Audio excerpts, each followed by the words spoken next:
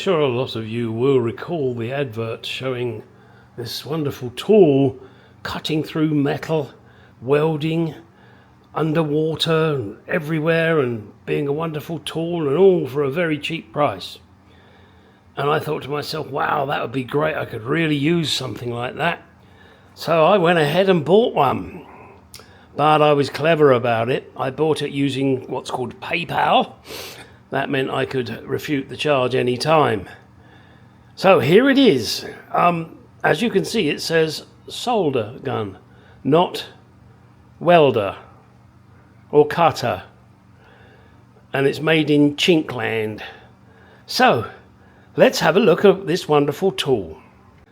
And here it is. This little thingy here is for putting a spool of wire on.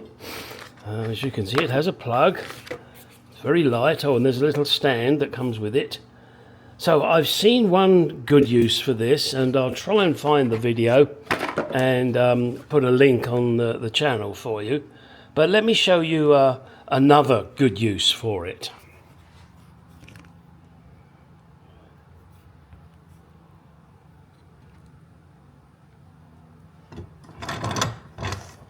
So first what you need to do is take it and put it in the vise and just, get it nice and tight.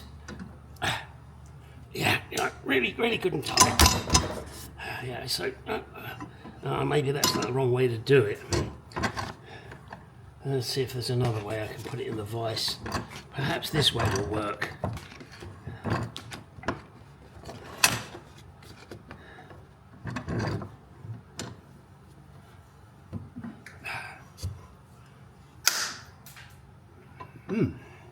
That was a bonus. You can use it as a gun. Yeah, look at that. Isn't that wonderful? Look. And you can unscrew this piece here and take off all these little pieces of metal. And don't know what that is. Oh, and there's a piece here that you can unscrew. Oh, looks like it unscrews anyway. With oh no, you just pull it out. Look, so that was easy to pull out. So yeah, that's really good. Oh, and a little plastic piece there that you can pull out. And seems to be a trigger. Hang on, I need a special tool for this now.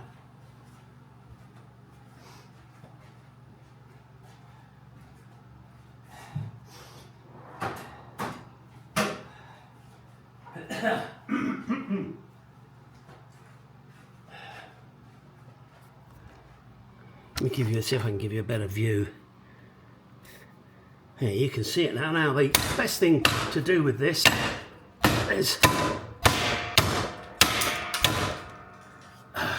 This is why you need it good and tight in the vise. Otherwise, you're not going to be able to make any use of it at all.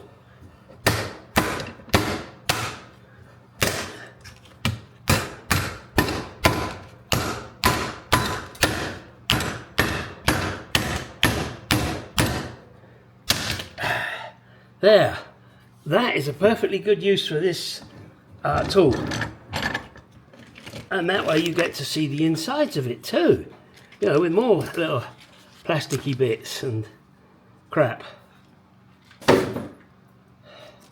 Yeah. As you can tell, it's a piece of crap. Don't buy it. Don't be fooled. What they show you in the video is not what you get. What you get is that piece of crap that I just showed you. Anyway, as I did mention, I had previously paid using PayPal, and I then refuted it and said it's a piece of crap, I want my money back. And I got my money back. So don't buy it. And I'm surprised I'm surprised YouTube allow the advert, because they know it's crap, but of course YouTube's not going to complain because it's money. Money rules. Chinese crap. Thank you. Now let's get on with the video. Right, the next task is to trim this off. Now that we've had our fun, stop the silliness. So let me... there is initially one problem though. I can't find my carving knife. I'm sure my wife never took it back, so let me find that, and then we can trim this and get the sponge on the side. Dear, oh dear. Okay, it was exactly where I'd left it. Well, of course it was. I put it away. So let's see how we're going to go about this. I'm probably going to block the camera, sorry. But let's start here. Maybe that way I won't block it so much.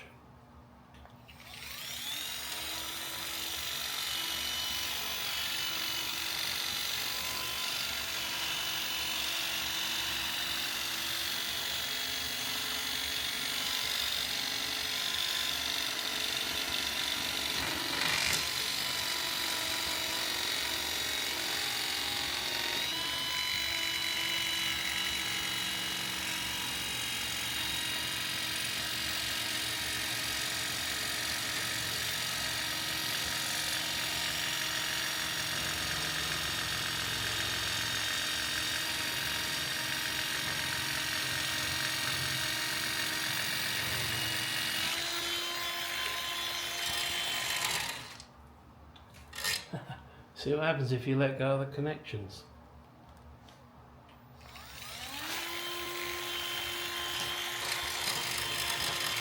There's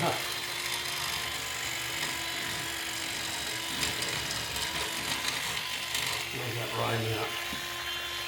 Well, this is tricky.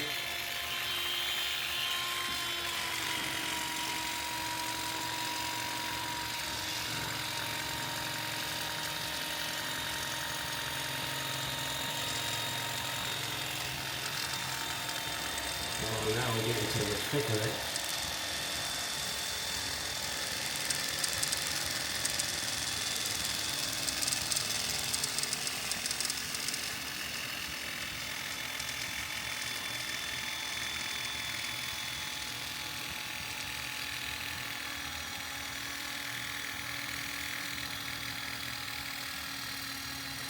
Seems like I'm running out of power.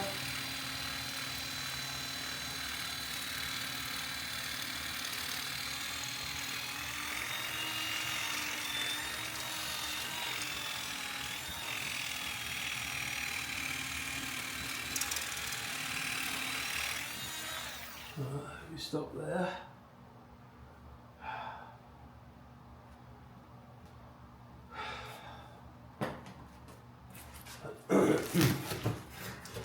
Whoopsie.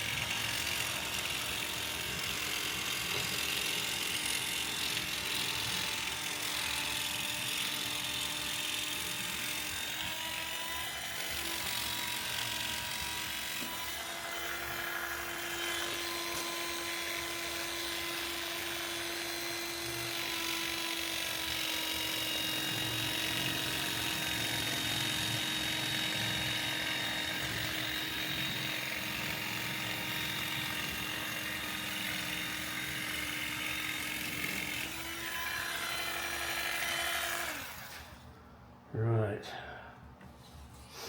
Now let me take you for a ride. So, as you can see, I've cut it down here. If anybody knows what these little pieces are for, do let me know. I have no clue. They just seem to be in the way. Doesn't matter, I'm going to be putting a piece of sponge down here anyway. I cut that piece there. This top, if you look at my past video, I'll put up the number of the video here, and I'll also put a link in the description. When I was taking this seat apart, the foam here was shaped from the metal edge here, and it kind of curved. So I want to see if I can shape this that way. That's why I took that piece off. That knife, as you can see, does a fucking good job.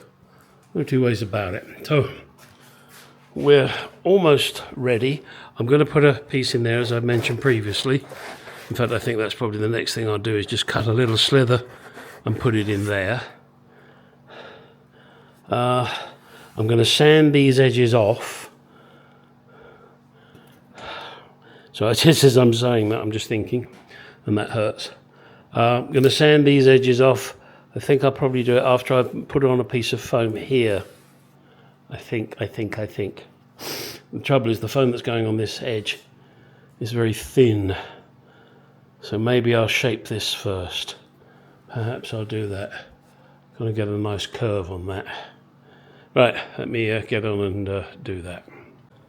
Okay, I've stuck the sponge on now on the edges. And not sure if I'm going to put another layer on it. I don't think I will. So my plan now is to sand this and get a nice rounded edge. I think that will probably be what I need. And I'm saying probably because I'm just trying to think that actually there might be some piping there. In which case a sharper edge will be maybe better off. But I'll offer everything up anyway and see how it goes. I'm going to trim all of this excess off here. So I'll get the knife on that and just trim that down. But got to let it set first, it's not set yet. And then one of the other tasks that I have to do is lay the cover over and mark these on the back of the cover so that I know where to cut that extra piece that gets pulled through. Right, time to do a little bit of trimming here. Yeah, just move you into a better position. Hang on a second. Come on, camera. And let's trim that off. Hang on, first of all, better get a knife.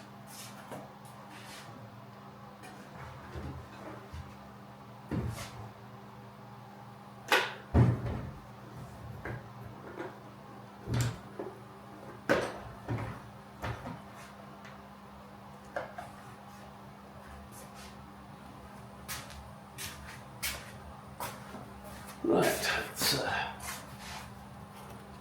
see how this goes.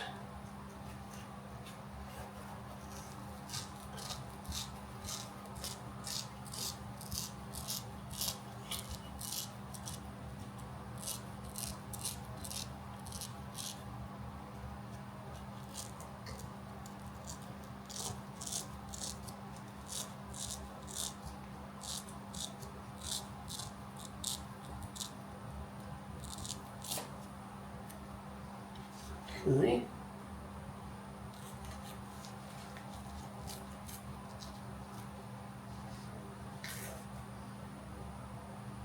Yeah, up here really doesn't matter too much. So let's trim that down there.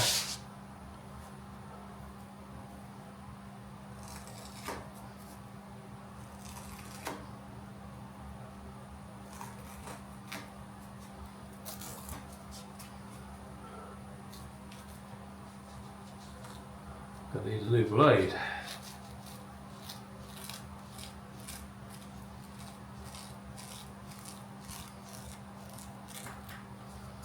Definitely need a new blade.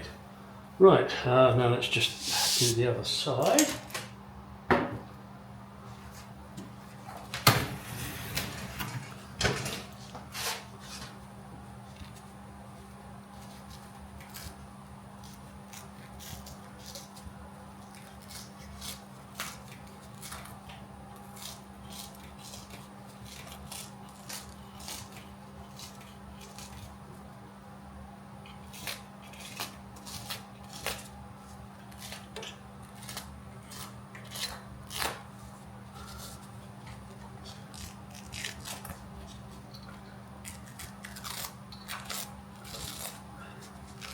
Now I'm not sure if this is the right thing to do, but my thought is if it's not, I can just take all of this crap off, do it again.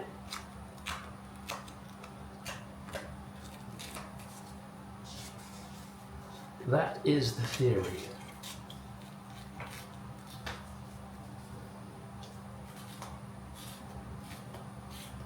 I have lots of theories. Most of them are wrong.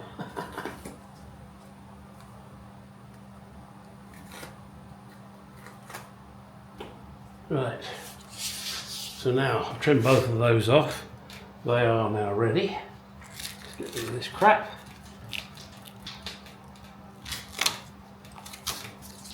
Need that there. Yes, I think I'll sand this down first. From here, there was a slight curve. So I'm going to just try and bring that down to a nice smooth curve. Then I'll offer up the leather, and once the leather is offered up, I'll be able to see where to mark on the material for these. Right, let's get on and do that.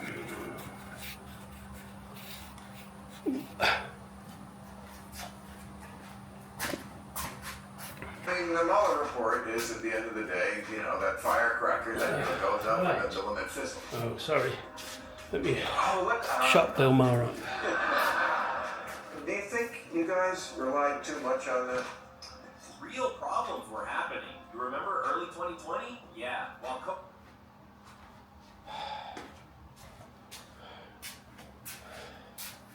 Okay. Now, just try and get a curve on this now. Ooh. Sorry, it's very hard to bend my knee. Yes, I know, I'm going on about it, and I will continue to do so. Right, let's take this edge off. That's the plan.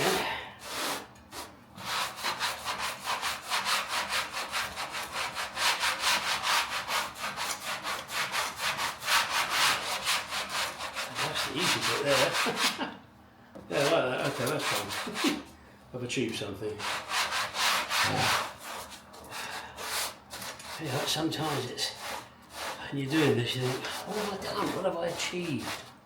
Have I got anywhere? I know I have. But when you work on something for hours and hours and hours, it's one of my subscribers, I'm sure he won't mind me mentioning his name, Peter Hunt. He struggled for days, and he lives not too far from me, but far enough that just popping over to see him is not really an option. It's, you know, it's a good hour or so drive to get to him, and you know, his Mark II, like mine, is not drivable. Now he picked this up, this Mark II, and I've shown pictures in the past. And when it came, you know, there was bits missing, you know, things like cylinder heads, you know, nothing really important. And anyway, he's been busy working on it, and we've been going backwards and forwards, texting each other, and I've been trying to help him because he could not get the cogs to fit on the cams. He was having a hell of a job with it, and I'm trying to help him remotely as best I can. You know, saying, well, it could be this, it could be that, do this, do that. You know, and when you're not there, it's a little difficult to try and help. But you know, it's you know, it's like call a friend sort of thing. You know, there's someone to help. So hopefully I gave him some help, even though I didn't cure the problem at the end of the day. He managed to figure it out himself. But one of the things he did discover whilst working on the vehicle is that someone had been there before, which, you know, no surprise, and the plate that goes in the centre of the cog was bent. which meant it wouldn't seat properly, and he was having a hell of a job doing that. Anyway, he had some spare ones. I don't know where he got those from. I must check my car to make sure he didn't steal them. No, he's never been here, I'm joking. Why do I have to say that? I don't. Anyway, so he managed then to find that these plates were bent. But even so, he still could not get it to fit. Now, I believe he got it to fit, and Peter, I'm sure you're watching this video. Please put a comment to tell people how you actually fixed the problem of getting everything lined up. I'm not quite sure how he got things lined up, but he did. That's kind of part and parcel of the fun of doing this, isn't it, really? You know, to actually get and resolve the problem, which he did. And that was great. So yes, Peter, please put a comment there. I can't remember where I started on this ramble, or even where the hell I was going, but I just thought I'd mention one of my subscribers who was working on his baby like I do on mine, and half the time you're never sure where the fuck you're going or if you've achieved anything. That's where I was going. He had a solid achievement, shall we say, purely because he got it on. I sometimes look at this and wonder, maybe at the end of the day when the car's running and on the road, and I can then look at it and go, yeah, okay, fine, you didn't do bad there, Gary. Maybe. We're going to put money on it, aren't we? Right, let me continue doing this for a moment.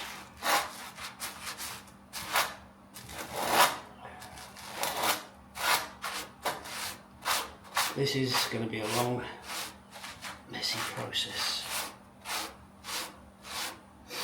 Oh, that was something, wasn't it? Now, I know I'm rambling at the moment, but you might find the conversation interesting. I'm a member of Haggerty. I insure my classics through them. No, they don't pay me to say this. And they are always extremely helpful. I have my cars and my motorbikes insured through them. God, I lost my train of thought there. Where am I going with this, Gary? Isn't this lovely when the brain just suddenly says, I think I'll forget that train of thought. Haggerty. Do you know, I've completely lost where the hell I was going with that train of thought. And I thought it was something interesting I was going to say. Oh well, maybe it'll come to me in a minute. Continue to watch me sound. You may have to watch me for some time before my brain so engages and says, no, you dickhead, this is what you were talking about. So you might want to fast forward until you see me stick my finger in the air, or thumb.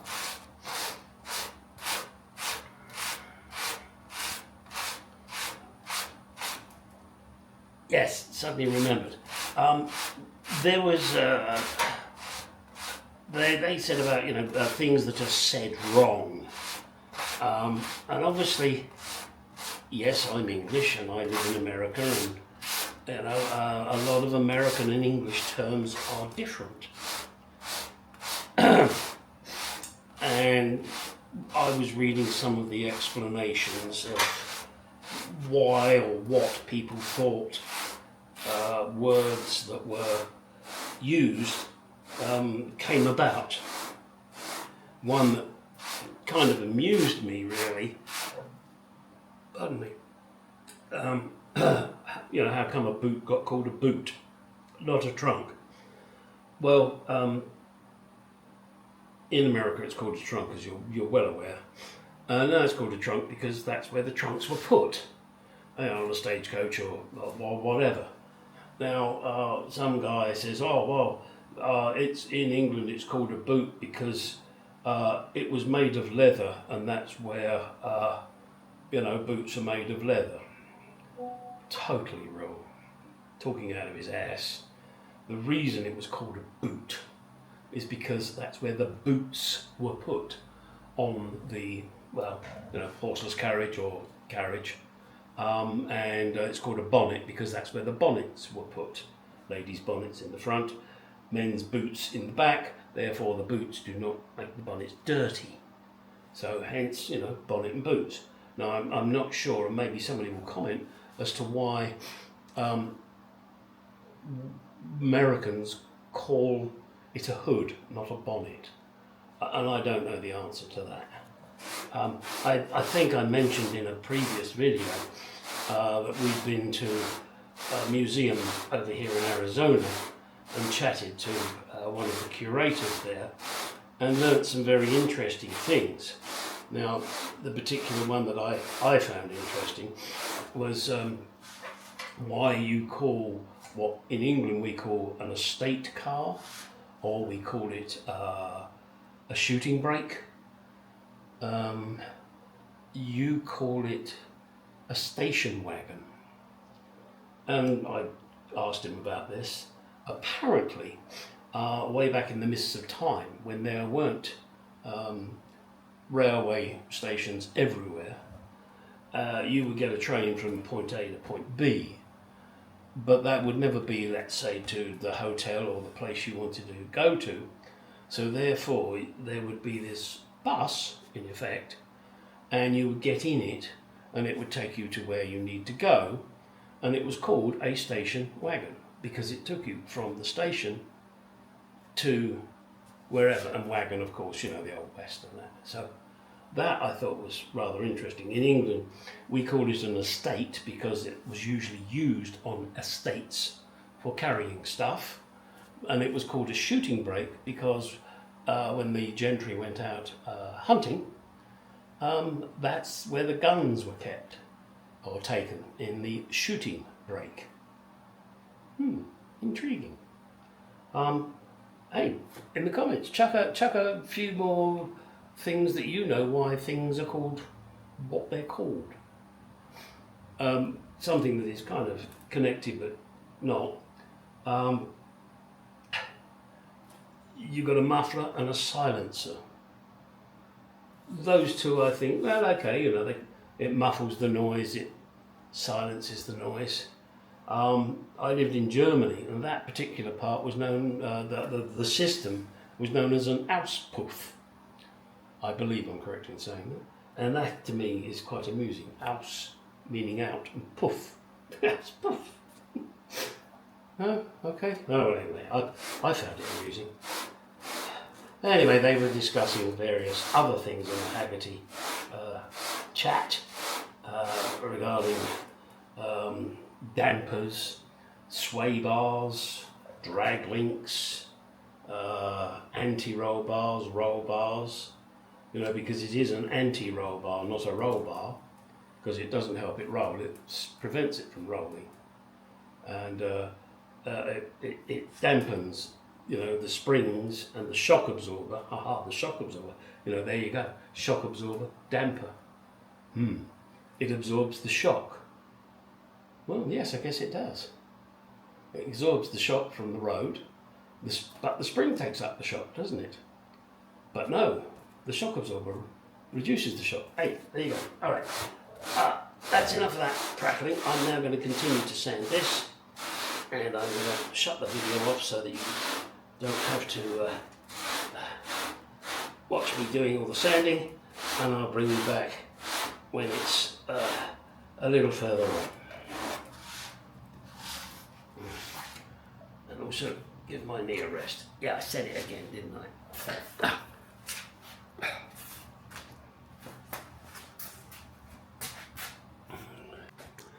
Okay, so I've given it a basic sanding. I'm not worried that it's little bitty because the leather will certainly squish that down. For the moment, excuse me, come on. for the moment, I am not doing this edge. Now my task will be to get the cover, put it on there, and, you know, tug it down a bit, and just get a feel for where it needs to be, and to mark these cuts that I have to make on the material that's going to be pulled through.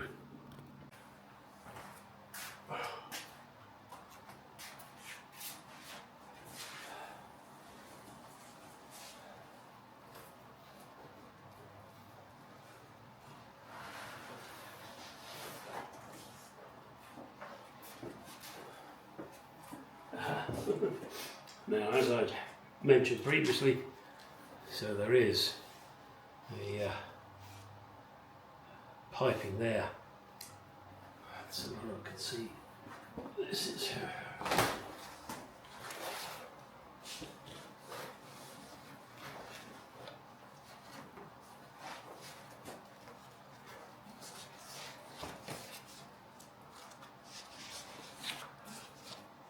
Oh, that's nice to know there is a sponge on there as well.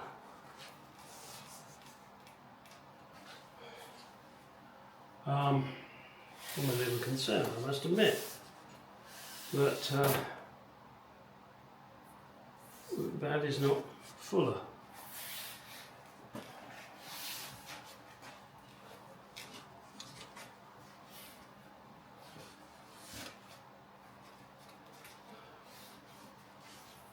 Yeah.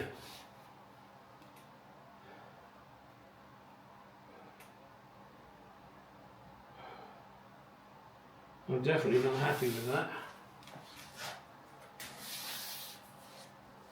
I can't see that, you know, the back's going to end short like that. Fuck. This means to me that this sponge is crap. Oh boy. I really think I have no choice. I'm going to have to buy proper pre-formed sponge, which is going to delay me doing the interior. Yeah, there's no way. Now I will go and check, but look, it's nothing. I mean, even if I hang on, no, I can't pull it up.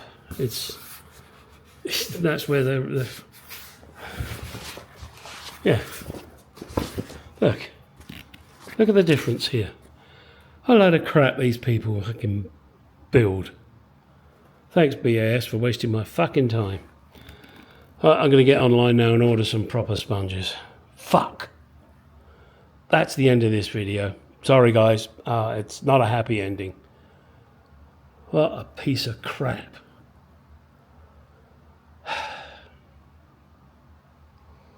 Jesus Christ. Which also means I've got to rip it all off.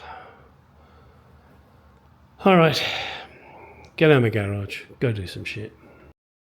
Okay, these images are not very clear, but I'm sure you'll understand. The foams that were sent to me were wrong. Well, not that were they wrong, but they were missing. This one says front backrest. The one to the right of it says front backrest. That's all they sent. There's a piece missing. Also, they didn't send it for the other seat. So I don't know. We'll move on to other images in a moment, and I'll comment on them.